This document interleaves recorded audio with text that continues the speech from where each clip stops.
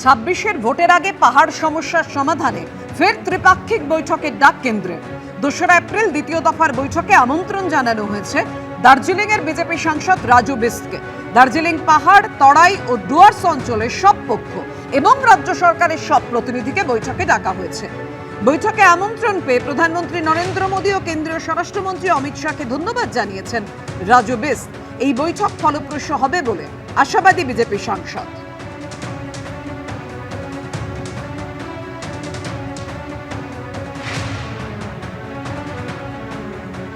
খুব তাড়াতাড়ি দুর্গাপুর ব্যারেজ সেতু সংস্কারের কাজ শুরু হতে চলেছে।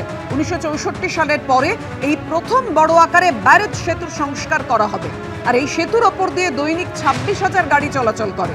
এর মধ্যে আছে 8,000 পণ্যবাহী গাড়ি। যান চলাচলের জন্য ডাউনস্ট্রিমে তৈরি করা হচ্ছে বিকল্প পথ। 5.5 মিটার চওড়া এবং 1.2 কিলোমিটার লম্বা এই বিকল্প পথ তৈরির কাজ শুরু হবে 3রা এপ্রিল থেকে। 15ই জুনের মধ্যে কাজ শেষ করতে চায় রাজ্য। এর জন্য গঠিত হয়েছে high level engineering task force.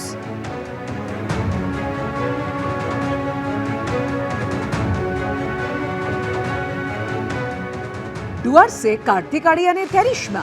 চুল দাড়ি বাড়িয়ে অনুরাগ বসুর ছবি শুটিংয়ে ডুয়ার্সে এসেছেন কার্তিক আরিয়ান। সঙ্গে রয়েছেন অভিনেত্রী শ্রীলীলাও। বুধবার বাগরাকোট গ্রাম পঞ্চায়েত এলাকায় ইলিশ নদীর ধারে ছবিটির শুটিং চলাকালীন কার্তিক আরিয়ানকে দেখতে ভিড় জমে যায় এলাকাবাসীরা। মেকআপ ভ্যান থেকে নামতেই কার্তিককে ঘিরে ধরেন অনুরাগীরা।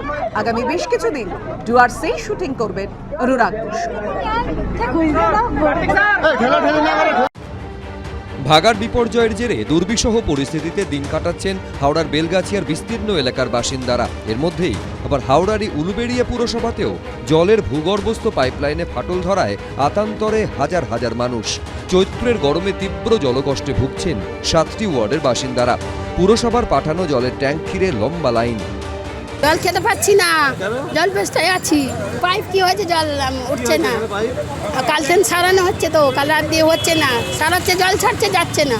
জল পাচ্ছি না, লাইন তো মানে জলের লাইন তো বন্ধ, জলের পাইপ তো ফেটে গেছে আজ 2 দিন হলো। মঙ্গলবার সন্ধ্যায় প্রথমে গরুহাটা ব্রিজের কাছে ভূগর্ভস্থ পাইপলাইনে ফাটল দেখা দেয়। হু হু করে জল বেরোতে থাকে। 32টি ওয়ার্ডের মধ্যে কমপক্ষে 7টি ওয়ার্ডে জল সরবরাহ ব্যাহত হয়। বুধবারই ঘটনাস্থল পরিদর্শনে যান পুরসভার চেয়ারম্যান অভয় দাস। কলকাতা থেকে ইঞ্জিনিয়ার তুলে নিয়েছে, পৌরসভার ইঞ্জিনিয়াররা সারা রাত কাজ করে আমাদের যেটুকু বাকি আছে আমরা আশা রাখি আজকের মধ্যে সেই কাজ কমপ্লিট হবে। ইতিমধ্যে শুরু হয়েছে পাইপলাইন মেরামতির কাজ। জল যন্ত্রণা থেকে কবে মুক্তি মেলে সেদিকেই তাকিয়ে স্থানীয়রা। সুনীল হালদার, এবিপি আনন্দ, হাওড়া।